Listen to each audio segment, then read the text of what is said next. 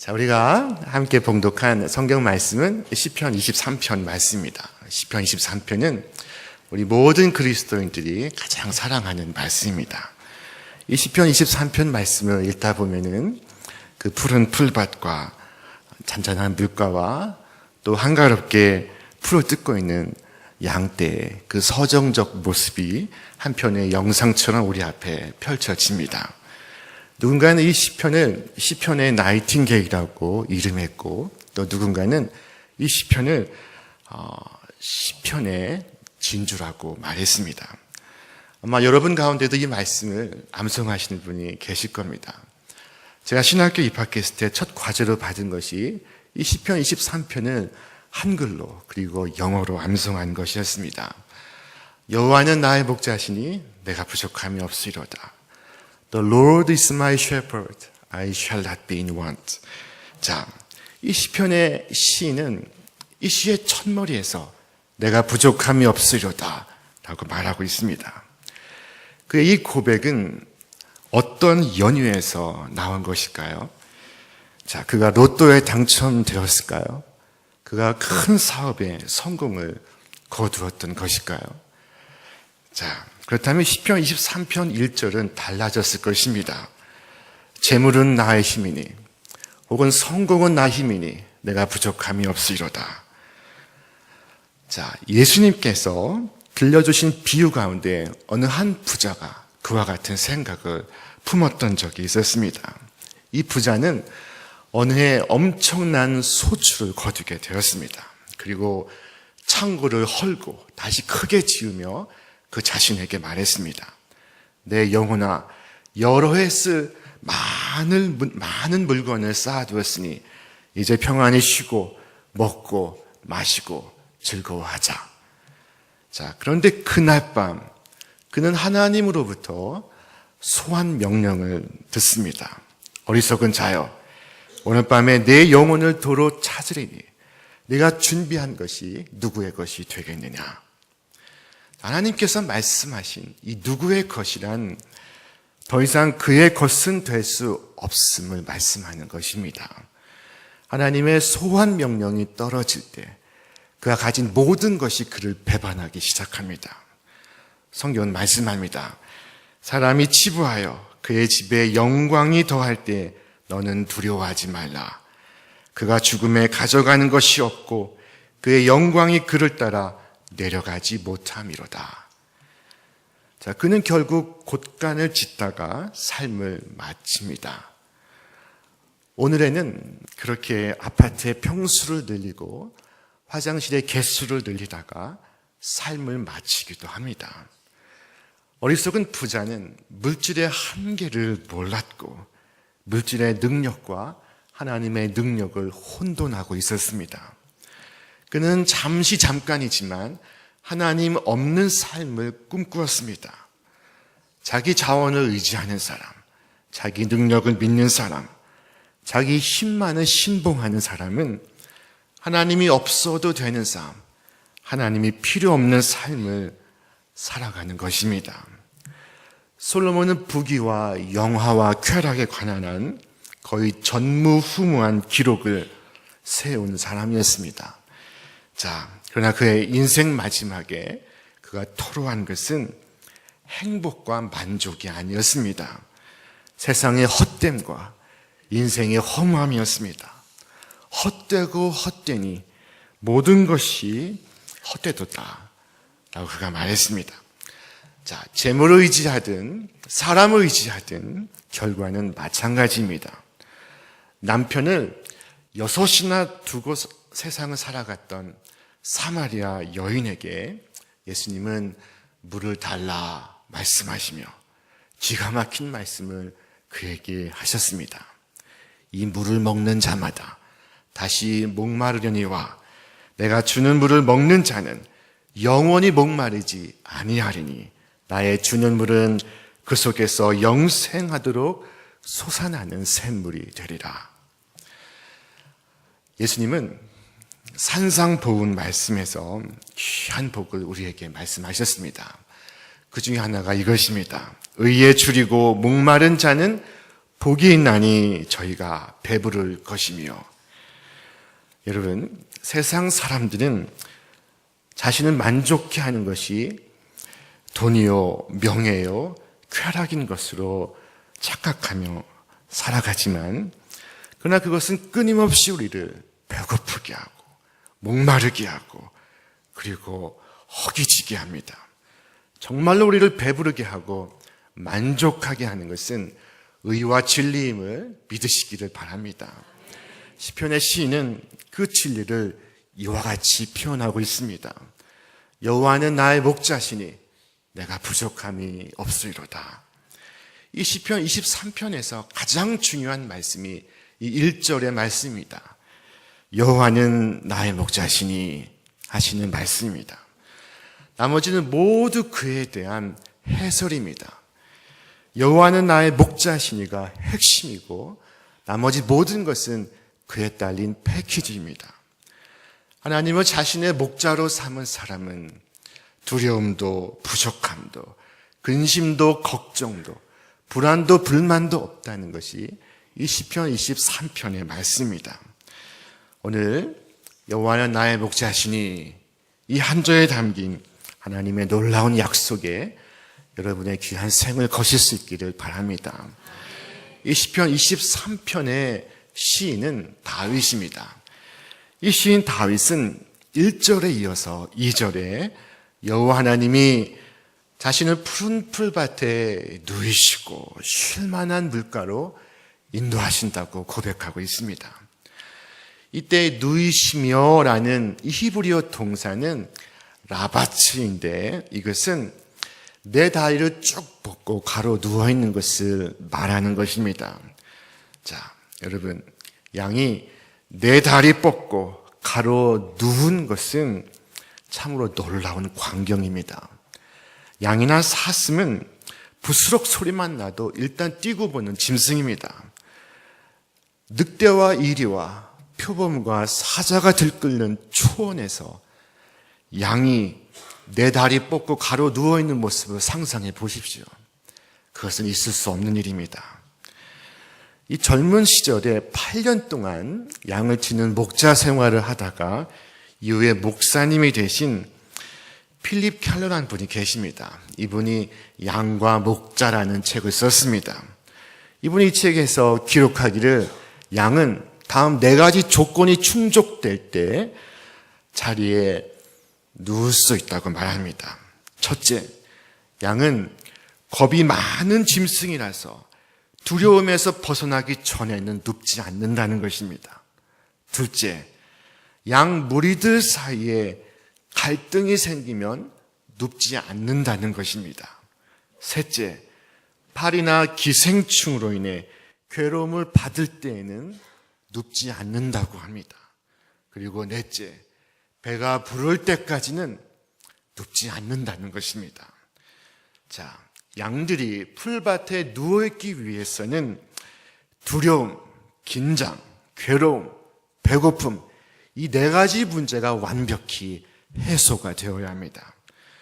그런데 하나님이 다윗을 푸른 풀밭에 가로 눕게 하셨다는 것은 하나님께서 완벽하게 다윗을 인도하고 계심을 말씀하는 것입니다. 다윗은 그 일을 지금 고백하고 있습니다. 근데 성서학은 여러분, 이 성경의 믿음의 고백에서 역사의 현실을 추출하는 아주 간단한 방법을 제안했습니다. 그것은 믿음의 고백을 반대로 뒤집는 것입니다. 예를 들면 푸른이라는 말을 뒤집어 보면 붉다는 말이 되고, 풀밭이라는 말을 뒤집어 보면 그것은 풀이 나지 않는 광야를 의미하는 것입니다. 쉴만한 물가는 쉼이 없고 물이 없는 곳을 가리키는 것입니다. 성서학자는 바로 그것이 다윗이 살아갔던 역사의 현실이라고 말했습니다. 다윗의 현실은 푸른 풀밭 그리고 쉴만한 물가가 아니라 붉은 피를 흘리는 전쟁터, 물이 없고 쉼이 없는 광야였다는 것입니다. 바로 이것이 다윗이 실제로 걸어갔던 현실이라는 것입니다. 네, 틀린 말은 아닙니다. 다윗은 일생의 국경을 넘나들며 피 흘리고 싸우며 죽이는 전장터에서 살아갔습니다. 그는 일생 외부의 적들과 싸우고 내부의 적들과 싸웠으며 자기 아들들에게 쫓기기도 했고 믿었던 신하에게 배신을 당하기도 했습니다. 얼마나 적들이 많았든지 그 하나님께 기도했습니다. 여호와여, 나의 대적이 어찌 그리 많은지요. 일어나 나를 치는 자가 많으니이다. 본래 하나님의 전을 건축하기를 원했던 이는 솔로몬이 아니라 다윗이었습니다. 그러나 그는 건축을 위한 모든 재료를 구비해 놓고도 건축을 위한 삽 한 번 뜰 수가 없었습니다. 다윗은 훗날 자신이 성전을 건축하지 못했던 이유를 그의 아들 솔로몬에게 말해 주었습니다. 내 아들아, 나는 내 하나님 여호와의 이름을 위하여 성전을 건축할 마음이 있었으나 여호와의 말씀이 내게 임하여 이르시되 너는 피를 심히 많이 흘렸고 크게 전쟁하였느니라. 네가 내 앞에서 땅에 피를 많이 흘렸은즉 내 이름을 위하여 성전을 건축하지 못하리라. 여러분, 이 다윗의 생애가 피로 얼룩진 피투성이 생애였음을 하나님께서 공식적으로 인정해 주고 계십니다. 그것이 바로 그가 성전을 지을 수 없었던 이유였습니다.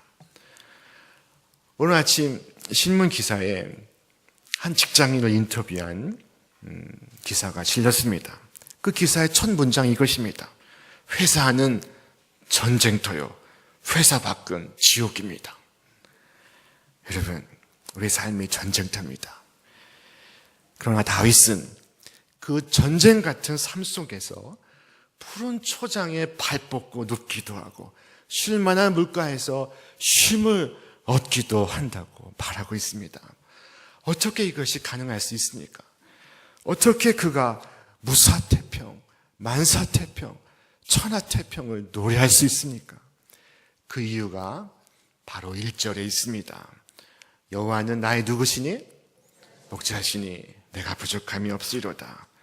그가 누리고 있는 모든 안식과 평화와 쉼은 여호와는 나의 목자시니에 담겨있는 패키지 가운데 하나였던 것입니다. 다윗은 광야에서 양들을 치며 맹수들과 싸웠을 때도, 그리고 들판을 가득 채운 적군을 눈앞에 바라보고 있을 때도, 사울 왕에게 쫓기면서 하루하루 목숨을 이어갈 때에도 다윗은 평화를 누리고 있습니다. 여러분, 아무리 겉으로 보이는 삶의 현실이 힘들고 어려워도, 아무리 큰 고통과 고난이 있어도 사실은 그것 때문에 우리가 못 사는 것이 아닙니다. 우리가 목자가 되신 하나님을 믿을 수 없어서 못 사는 것입니다. 여러분, 1960년대 우리 대한민국은 세계 최빈국이었습니다. 1960년 우리의 1인당 국민소득은 $100 미만이었습니다. 요즘 아무리 힘들다고 하시는 분도 그때 그 시절과 비교해보면 비교할 수 없을 만큼 잘 살고 있습니다. 1인당 국민소득은 그로부터 50년 만에 300배 성장을 했습니다. 여러분, 그렇다면 60년보다 오늘이 300배 더 행복하십니까? 300배 더 만족하십니까? 여러분, 정말 그런 것 같습니다. 네, 그러나 밖에 있는 분들은 그렇지 않은 것 같습니다. 여러분, 2003년 이후에 2018년까지 매년 15년간 OECD 회원국 가운데 우리 대한민국의 자살률 1위를 차지하고 있습니다. 여러분, 2등과 1등은 하늘의 별처럼 큰 차이가 있다고 합니다. 단군 이래 가장 잘 살게 되었지만 단군 이래 가장 많은 사람들이 못 살겠다고 목숨을 끊고 있습니다. 여러분, 사람들이 잘 살고 못 사는 것이 재물에 있는 줄로 생각하지만 사실은 재물이 없어서 못 사는 것이 아닙니다. 하나님과의 관계가 와해되어서 살 수가 없는 것입니다. 아무리 세상이 힘들고 어려워도 하나님과의 관계만 좋으면 잘 살 수 있는 것을 믿으시기를 바랍니다. 모세는 이스라엘 대군을 이끌고 마침내 가나안 입구에 도착했습니다. 모세는 그 가나안을 바라보며 그가 걸어온 지난 40년간의 광야를 지그시 바라보며 회고합니다. 그가 백성들에게 말합니다.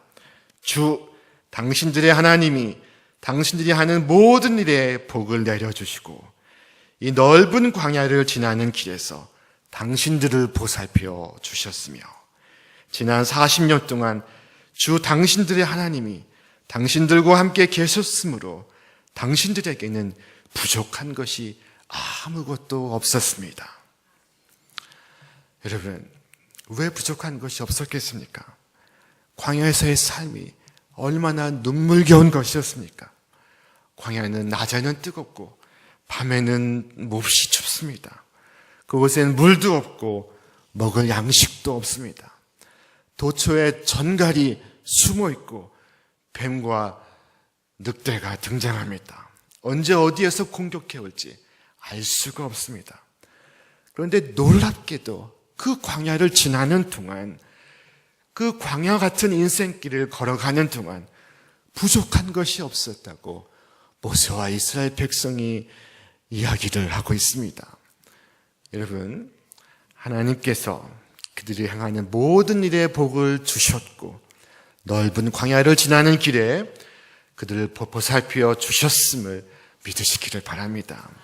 그들과 밤과 낮으로 함께 계셨기 때문에 그들은 부족한 것이 없었습니다. 다윗은 이어서 3절에서 고백합니다.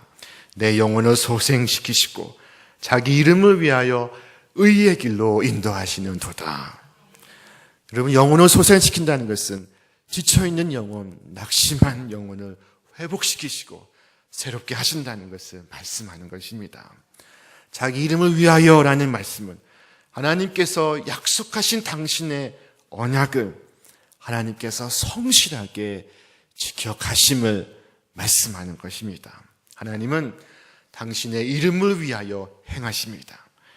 우리는 다 부족한 사람들이지만 하나님은 당신의 이름의 명예를 위하여 당신의 이름의 명예를 걸고 우리를 푸른 풀밭 또 맑은 물가로 인도하시고 우리 영혼을 소생시키시고 우리를 의의 길로 인도하시고 계십니다. 이어 4절에서 다윗은 이처럼 말했습니다. 내가 사망의 음침한 골짜기로 다닐지라도 해를 두려워하지 않을 것은 주께서 나와 함께 하심이라. 주의 지팡이와 막대기가 나를 안위하시나이다. 여러분, 이 사망의 음침한 골짜기가 바로 다윗이 걸어갔던 삶의 현실이었습니다. 이 사망의 음침한 골짜기는 오늘 우리가 걸어가는 현실이기도 합니다. 제가 아는 어느 교수님 중에 지뢰 피해자를 위해서 일하시는 분이 계십니다. 그분은 대인 지뢰 대책회의 한국 대표십니다. 이분에 의하면은 우리 남한에 매설된 지뢰의 양이 무려 100만 개를 넘는다고 합니다. 그러나 그 정확한 수는 헤아릴 수가 없다고 합니다.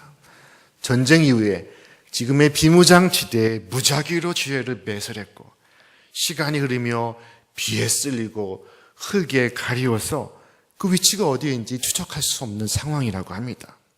이 지뢰를 제거하는데 500년이 걸린다고 합니다. 이 지뢰 때문에 사건, 사고가 끊이지 않습니다. 어린아이들이 놀다가 다치고 농사꾼들이 밭을 갈다가 목숨을 잃습니다. 이 지뢰 피해를 가리켜 그분은 안보재해라고 불렀습니다. 여러분, 세상의 재해는 화산 폭발이나 지진이나 태풍이나 해일이나 침수나 홍수나 가뭄이나 산사태나 황사나 미세먼지만 있는 것이 아닙니다. 지뢰도 있고 폭탄도 있습니다. 도로에서 학교에서 공중에서 바다에서 언제 뭐가 터질지 알 수 없습니다. 곳곳에 시한폭탄이 묻혀 있습니다. 우리의 삶은 재난과 불확실과 위험과 불안으로 가득 차 있습니다. 그러나 이 시인은 말합니다. 내가 해를 두려워하지 않을 것은 주께서 나와 함께 하심이라. 여러분, 오늘 우리에게 있는 가장 놀라운 은혜는 하나님께서 우리와 함께 하시는 것임을 믿으시기를 바랍니다. 여러분, 구약 성경 여호수아서 제1장 제1절은 부고로부터 시작이 됩니다. 여호와의 종 모세가 죽은 후에 라는 말씀으로 시작되고 있습니다. 여러분, 모세가 누구입니까? 모세는 어느 누구도 흉내낼 수 없는 카리스마로 40년 동안 모래알 같은 이스라엘 대군을 이끌고 가나안에 입성하는 불세출의 영웅이요, 이후에 태어날 수 없는 위대한 지도자였습니다. 모세의 죽음은 백성들에게, 그리고 무엇보다 모세의 시종이었던 여호수아에게 청천벽력과 같은 소식이었습니다. 이거 큰일 났구나. 모세가 없이 어떻게 하는가. 이제 우리 광야에서 다 죽는 것 아닌가.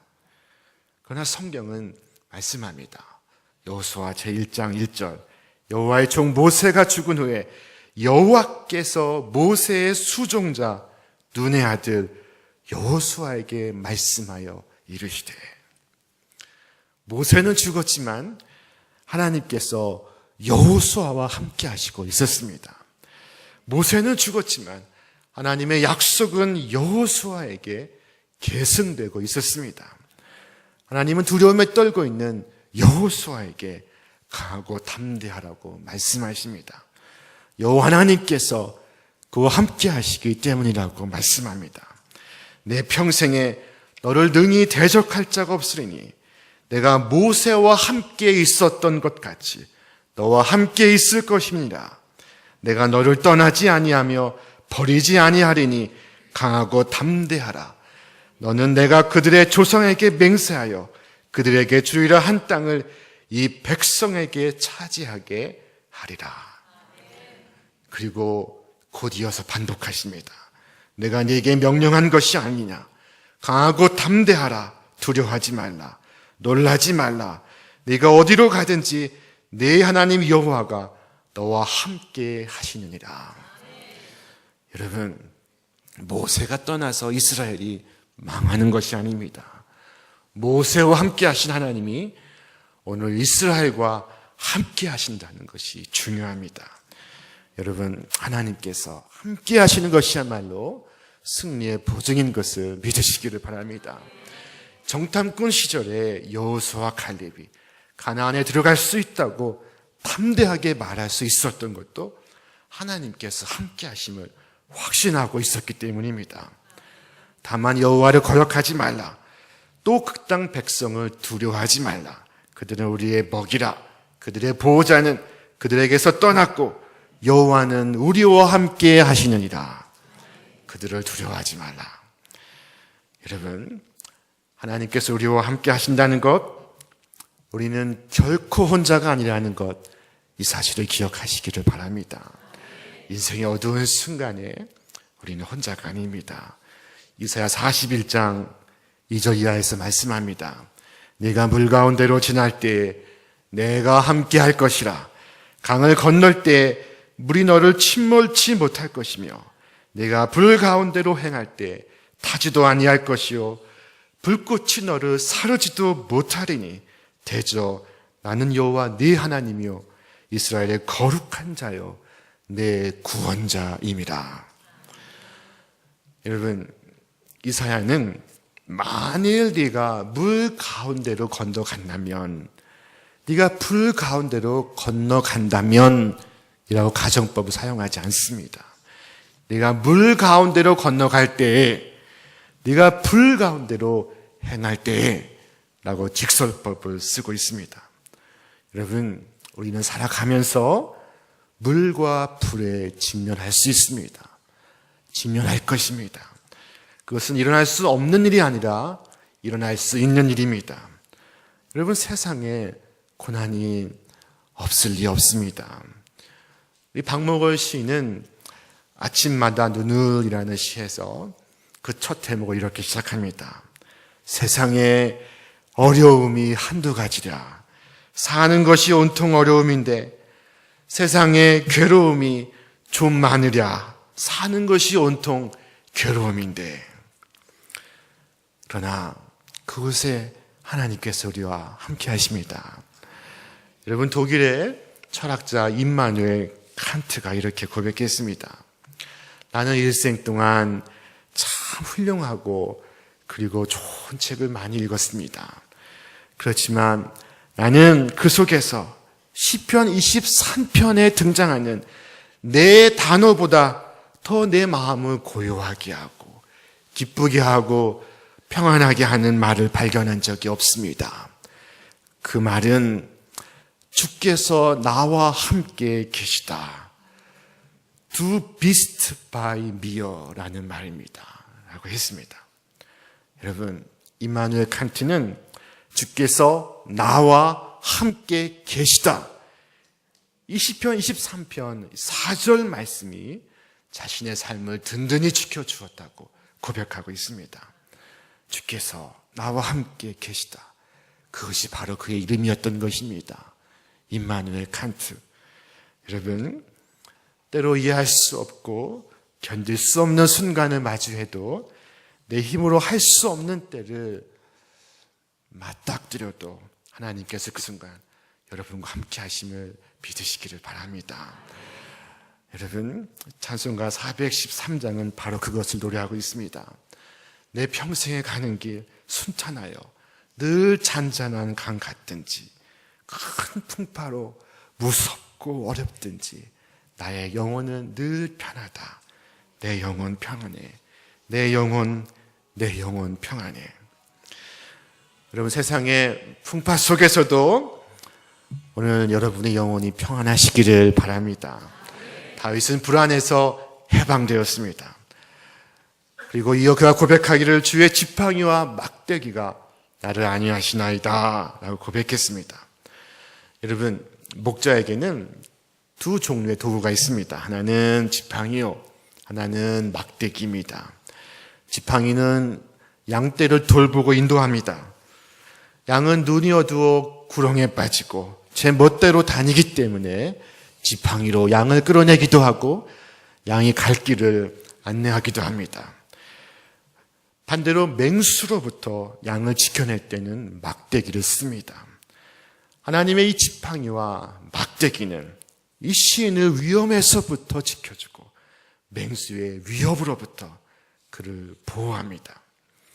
자, 다윗은 이제 5절에서 자신에게 넘치는 은혜와 기쁨을 표현하고 있습니다. 주께서 내 원수의 복전에서 내게 상을 차려주시고 기름을 내 머리에 부으셨으니 내 잔이 넘치나이다. 여러분, 이 원수의 목전이 바로 시편 23편에 등장하는 다윗의 숨겨진 현실이었습니다.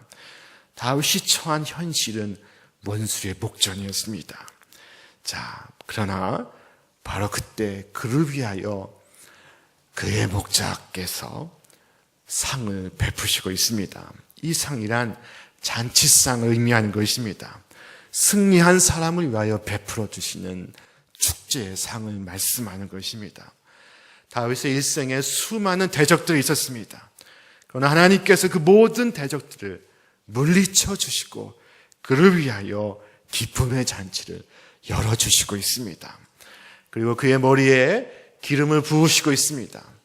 이 팔레스타인에서는 귀한 손님을 맞이할 때 그 현관에서 그의 머리에 기름을 발라주었다고 합니다. 자, 오늘 이 다윗의 머리에 목자 되신 하나님께서 기름을 붓고 있습니다. 주께서 그를 귀한 존재로 맞이해주고 계십니다. 여러분, 주님이 나를 가장 귀한 존재로 받아주시는 것만큼 더 가슴 벅찬 일은 없습니다.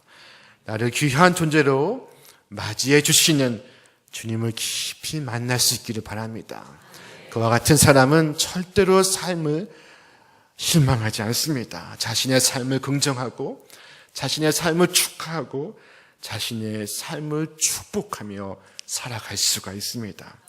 주님은 마치 원수들이 보란 듯이 원수의 목전에서 그에게 잔치상을 차려주시고 그의 머리에 기름을 붓고 계십니다.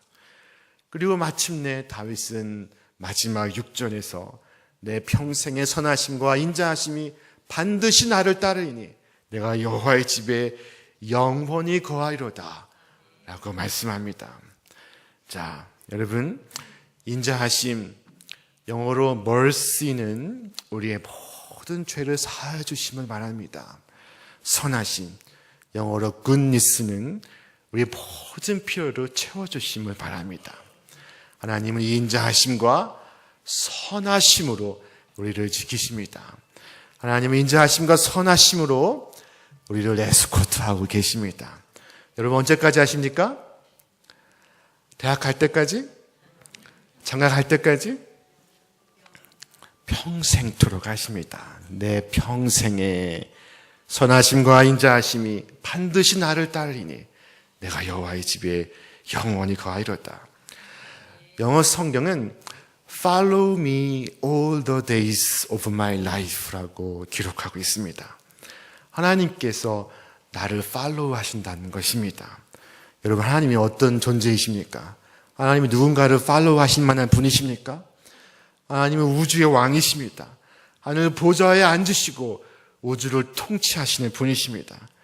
그런데 그 하나님이 우리를 팔로우 하십니다. 우리를 따라다니십니다. 마치 엄마 아빠가 아장아장 걷는 아이의 뒤를 따라다니듯이 그것을 단 몇 년이 아니라 평생도록 선하심과 인자하심으로 우리를 따라다니십니다. 우리가 저 지방에 내려가 살 때에도, 서울에 올라왔을 때에도, 사업에 실패했을 때에도, 가정의 위기가 찾아왔을 때에도, 외로울 때에도, 아플 때에도, 절망할 때에도, 슬퍼할 때에도 하나님 우리를 따라다니시고 우리를 살피십니다. 여러분, 우리의 믿음은 흔들려도 주님의 믿부심은 흔들리지 않음을 믿으시기를 바랍니다. 디모데후서 2장 13절 말씀입니다. 우리는 믿음이 없을지라도 주는 항상 믿부시니 자기를 부인하실 수 없습니다. 그러므로 다윗은 내 평생에 선하심과 인자하심이 나를 따르니 내가 여호와의 집에 영원히 거하리로다 말하고 있습니다. 오늘 하나님을 여러분의 목자로 삼아서 영원토록 하나님의 집에 거하시는 여러분과 제가 되기를 바랍니다. 하늘의 천국을 이 땅에서부터 미리 맛보며 살아가시기를 바랍니다. 여호와는 나의 목자시니 내가 부족함이 없으리로다. 이 한 절의 말씀에 여러분의 생을 붙들어 매시기를 바랍니다. 이 약속의 말씀을 붙들 때 우리는 사자와 이리 앞에서도 담대할 수 있고, 이 약속의 말씀을 우리가 잊을 때 우리는 부스럭 소리에도 놀란 가슴을 쓸어내려야 합니다. 다윗은 하나님의 언약을 굳게 붙들었습니다. 다윗은 본래 목동으로서 양을 지키는 자였습니다. 그는 신실한 목동이었습니다. 그는 양을 지키기 위하여 자신의 생명조차 아끼지 않았습니다. 그가 사자를 만나면 사자와 싸웠고 곰을 만나면 곰과 싸웠습니다. 그러면서 그가 맹수로부터 양을 지키듯이 하나님께서 대적으로부터 자신을 지키시고 있다는 사실을 확신하게 되었습니다. 이스라엘의 목자이신 하나님은 이 목동 다윗은 들판에서 양을 치면서 배워가고 있었습니다. 그리고 그가 골리앗 앞에 섰을 때 이처럼 말했습니다. 너는 칼과 창과 단창으로 내게 나아오거니와 나는 만군의 여호와 이름 곧 내가 모욕하는 이스라엘 군대 하나님의 이름으로 내게 나아가노라. 여러분, 이 다윗은 그 순간 소년과 골리앗과의 싸움을 하나님의 사자와 골리앗과의 싸움으로 바꿔놓고 있습니다. 지금 다윗은 골리앗이 아니라 골리앗 그 뒤에 너머에 하나님을 바라보고 있습니다. 우리가 보는 것에도 흰 띠가 있고 검은 띠가 있습니다. 흰 띠는 문제를 만나면 문제만 보고, 골리앗을 만나면 골리앗만 봅니다. 그러나 검은 띠는 골리앗 뒤에 그와 함께 하시는 하나님을 보는 것임을 믿으시기를 바랍니다. 오늘 문제를 바라보지 마시고 문제보다 더 크신 하나님을 바라보실 수 있기를 바랍니다. 미국의 백악관에 국가장애위원회 정책 차관보를 지내신 분이 있습니다. 이분은 그 시점에서 미국 이민사 110년 만에 미국 정부의 최고위직에 오르신 분입니다. 이분의 이름은 강영우 박사입니다. 이분이 중학교 때 축구하다가 축구공에 맞아서 실명하고 말았습니다. 그럼에도 연세대학교와 미국의 피츠버그 대학교에서 교육학을 전공했고 한국인 최초의 시각장애인 박사가 되었습니다. 그가 그의 회고록에서 이처럼 적었습니다. 눈이 보이지 않았기 때문에 보이지 않는 세상을 보는 법을 저는 배울 수 있었습니다. 보이지 않는 눈으로 보는 법을 이 책에 썼습니다. 제 눈에는 희망만이 보였습니다. 자, 그 영문판 책 제목의 이름이 A Light in My Heart입니다. 내 마음속에 빛이라는 책입니다. 여러분, 그의 가슴 속에, 그의 생애 속에 그의 신앙의 빛이 불타고 있습니다. 여러분, 하나님이 보이지 않으면 오직 절망만이 보이고 세상이 온통 내가 당해야 될, 내가 액땜해야 될 그 모든 것으로 채워져 있습니다. 골리앗을 만나면 골리앗만 보이고 문제를 만나면 문제만 보입니다. 그리고 절망하고 낙심합니다. 그러나 오늘 목동 다윗의 삶은 하나님께서 살아계심을, 하나님께서 이스라엘의 목자가 되심을 보여주는 살아있는 증거였습니다. 하나님은 그를 양을 치는 목동에서 파격적으로 이스라엘 지키는 왕으로 인사를 단행하십니다. 자, 에스겔 34장 23절 말씀입니다. 내가 한 목자를 그들 위에 세워 먹이게 하리니 그는 내 종 다윗이라. 그가 그들을 먹이고 그들의 목자가 될지라. 중심을 보신 하나님은 다윗을 보시고 내 마음에 합한 사람이라고 말씀하셨습니다. 다윗을 왕으로 세우시고 증언하여 이르시되 내가 이새의 아들 다윗을 만나니 내 마음에 맞는 사람이라. 내 뜻을 다 이루리라. 여러분, 다윗은 구약 성경 안에서만 800번 이상 등장합니다. 그리고 신약 성경 제1장 제1절을 그의 이름으로 시작합니다. 아브라함과 다윗의 자손 예수 그리스도의 세계라. 인류의 구원자 메시아 예수님을 다윗의 자손이라고 소개하고 있습니다. 오늘 유대인들은 다윗을 지극히 높여서 자신들의 국기에 다윗의 별을 새겨넣고 있습니다. 무엇이 목동 다윗을 그와 같이 위대한 사람으로 만들었습니까? 바로 그 1절에 답이 있습니다. 하나님께서 그의 목자가 되셨으므로, 그가 목자가 되신 하나님의 양이 되었으므로 다윗은 큰 인물이 되었습니다. 여러분, 목자가 목숨을 다해 양을 지키듯이 오늘 하나님께서는 우리를 지키시고 있습니다.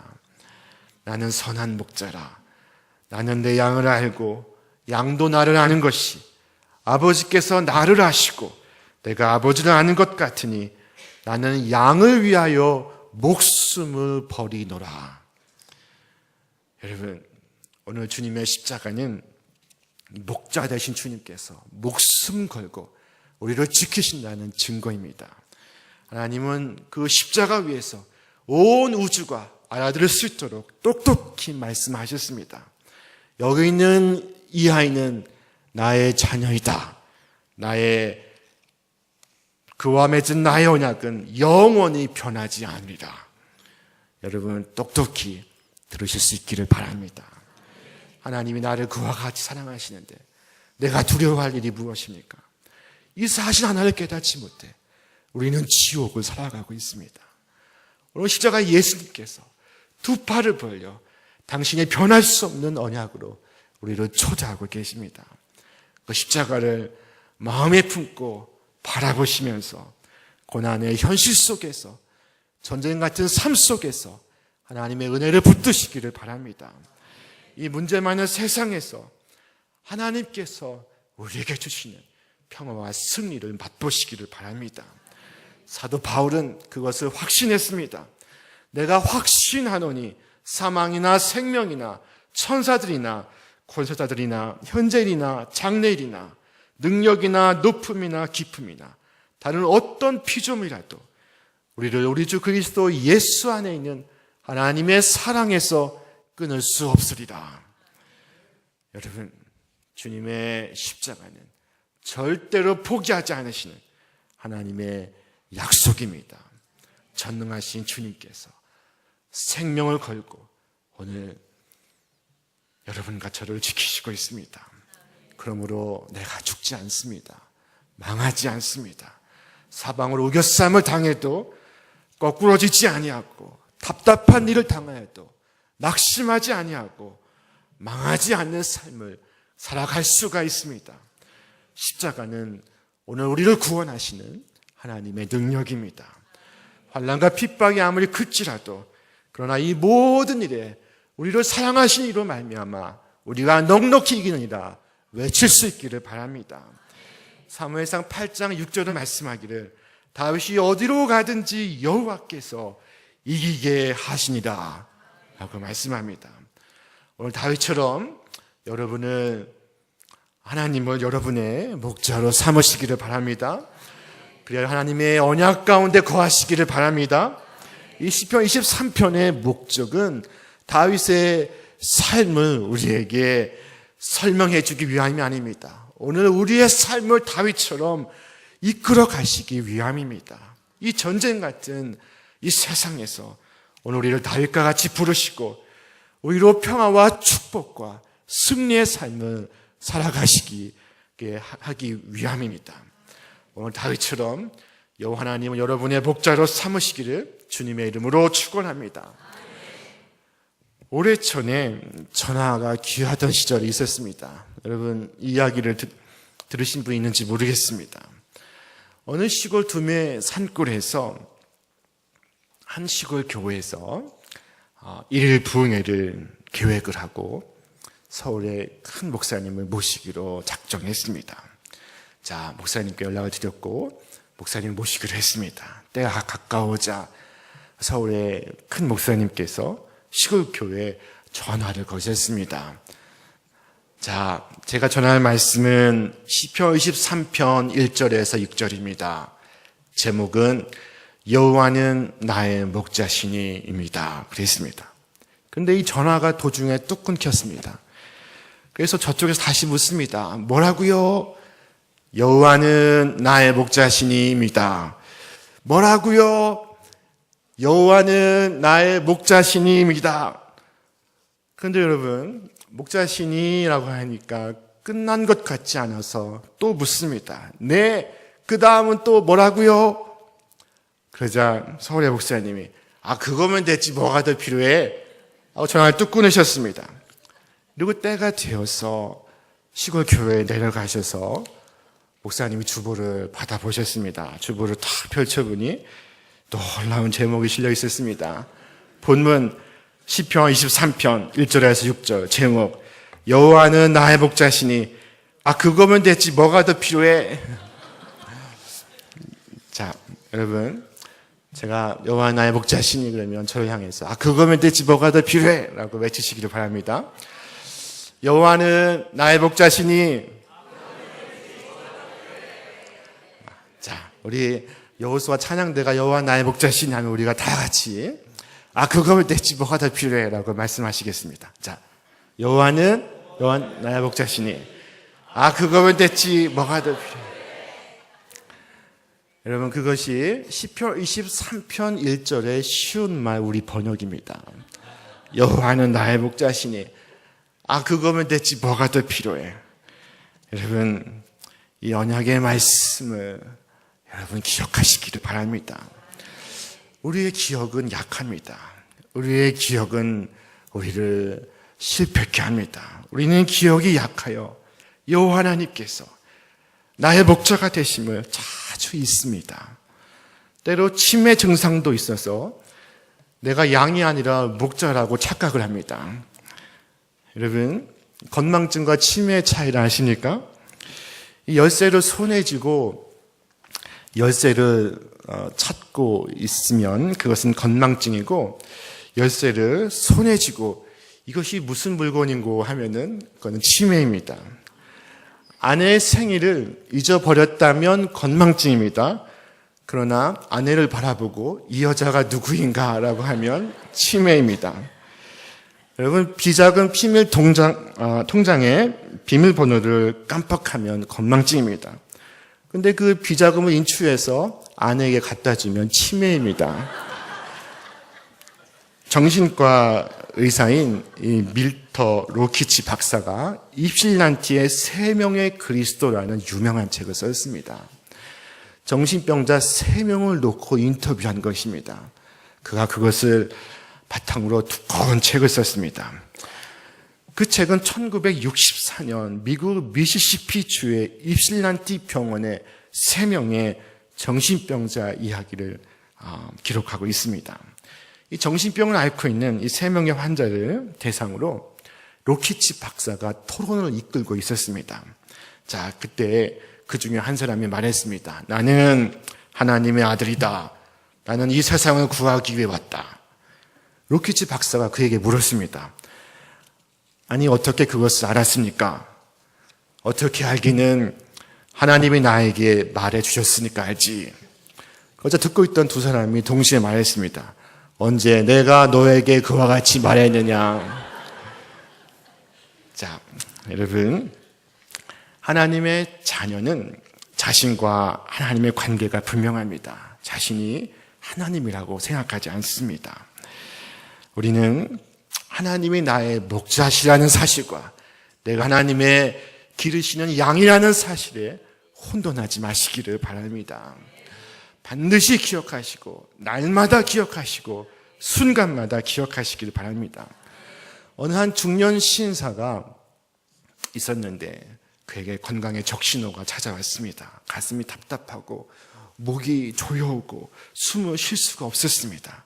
소화불량에 불면증까지 겪고 있었습니다. 그러니까 여러 병원을 다니며 진찰을 받았지만 그 원인을 밝힐 수가 없었습니다. 도대체 병명을 알 수가 없었고 또 증세도 나아지지 않았습니다. 그래서 그는 대기업의 간부였지만 건강상의 문제로 회사에 휴직계를 내고 말았습니다. 그리고 어느 한 병원에 진찰을 받으러 갔습니다. 이번에 이 중년 신사를 진찰한 의사는 조금 다른 약을 처방해 주었습니다. 자, 그 의사가 말합니다. 여기에 적힌 약은 약국에서 처방받을 수 있는 약이 아닙니다. 집에 돌아가서 자기 전에 펴서 읽어보십시오.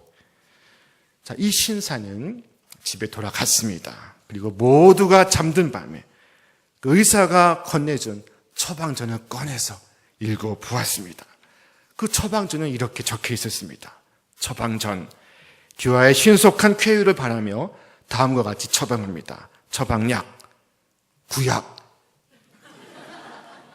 가로 열고 시편 23편, 용법 및 용량, 매일 공복에 하루 5번씩 물 없이 천천히 드십시오. 꾸준히 복용하셔야 효과를 볼 수가 있습니다. 처음엔 이 신사가 이 처방전 읽고서 화가 났습니다. 그는 그러나 책장에 그 먼지 묻은 성경을 끄집어들고 그 새벽에 시편 23편을 펼쳐보았습니다. 그리고 새벽에 한 번, 아침에 한 번, 점심에 한 번, 저녁에 한 번, 그리고 자기 전에 한 번 읽었습니다. 하루에 5번, 일주일에 35번, 그리고 한 달에 150번을 읽었습니다.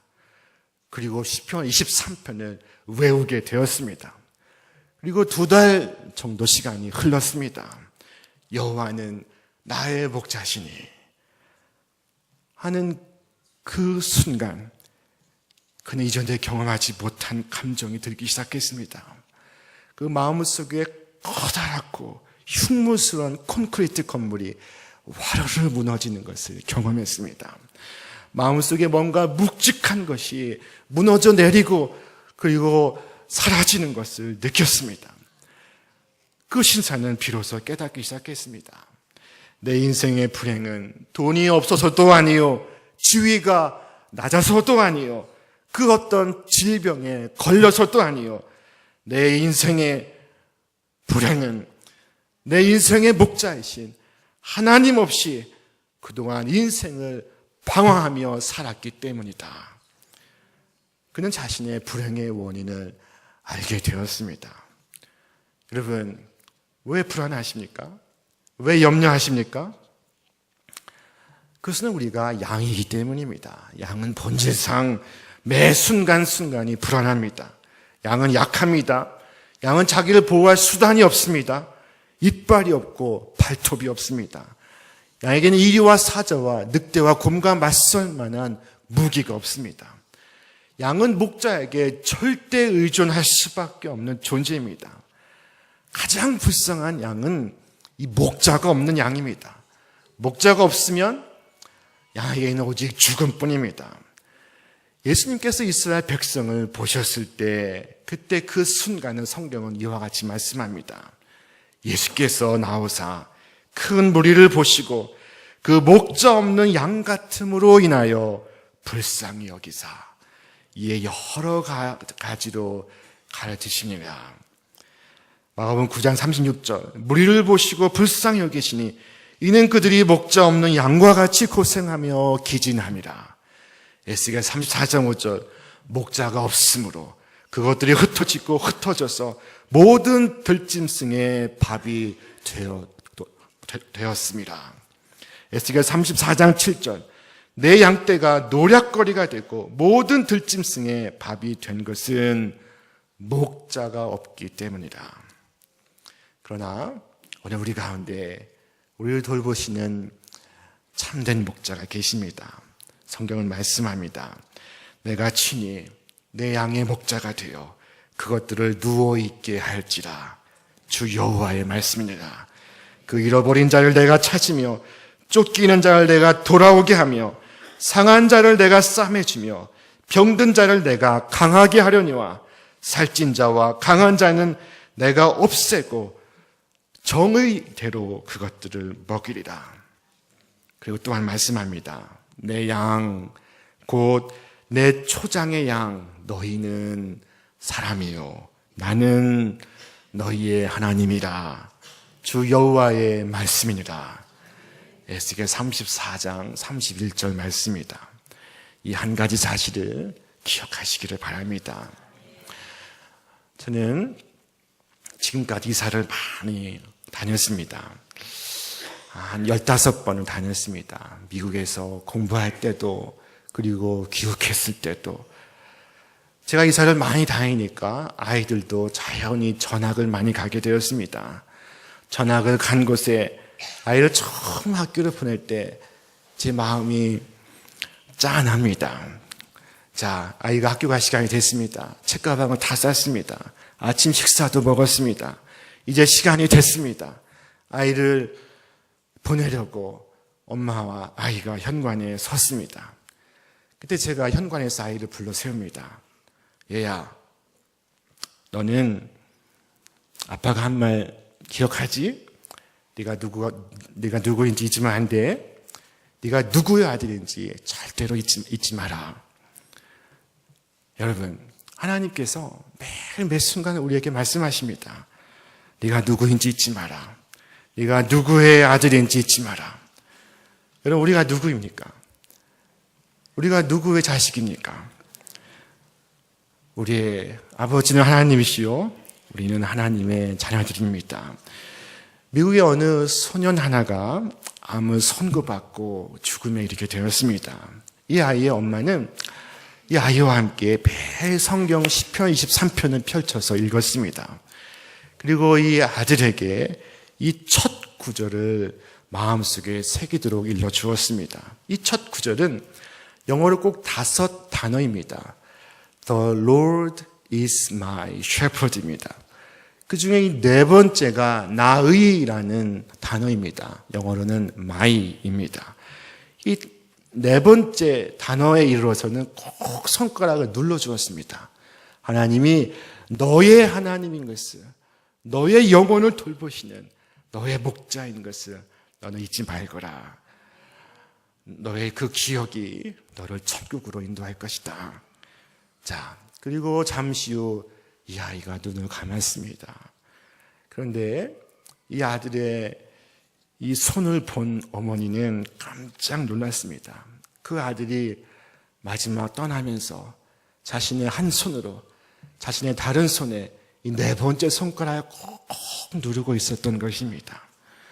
그 아이는 힘주어서 하나님이 자신의 목자임을 그 스스로 말하고 있었습니다.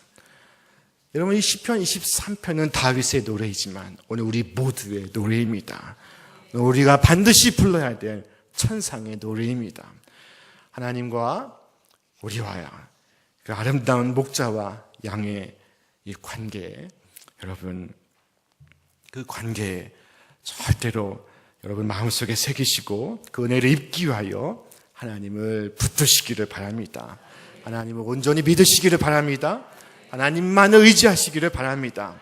너는 마음을 다하여 여호와를 신뢰하고 내 명철을 의지하지 말라.